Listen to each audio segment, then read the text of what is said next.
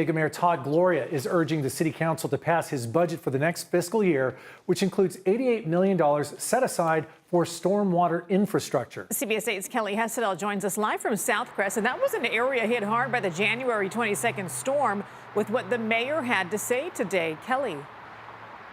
That's right. And in addition to that, $88 million, the mayor says they've also secured more than $700 million from the federal government for stormwater infrastructure. However, I asked him, what would you say to a flood victim who says they've been complaining about this issue for so long, who may say it's too little too late?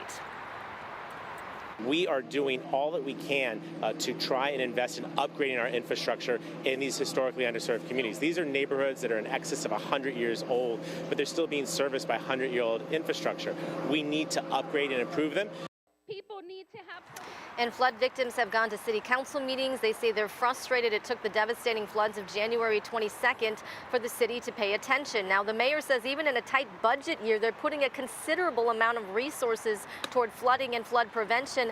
But he acknowledged today, even in the best of circumstances, they're still going to need to come up with a separate funding source to continue to pay for stormwater infrastructure down the road to make up for the decades of neglect. Now, a city report this year estimated it's going to cost at least $2 billion over the next 5 years. The mayor is pushing a 1% sales tax increase. There's a parcel tax initiative in the works. Both could go on the November ballot, that is, for the voters to decide. So back out here live, as for the budget, the clock is ticking. The budget committee is going to weigh in on the mayor's budget proposal on Friday, and then the full council is set to vote on it next week. Heather and Carlo. Well, Kelly, do we have any sense of how the city council is going to vote?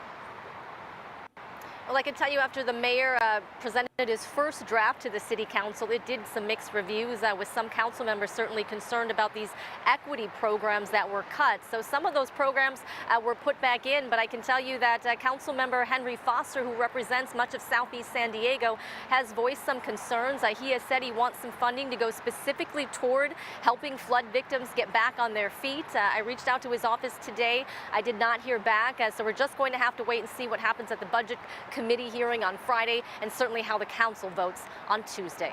Still some grinding to do to get to that final budget for the 2025 fiscal year. Kelly Hessedal reporting live for us. Thanks, Kelly.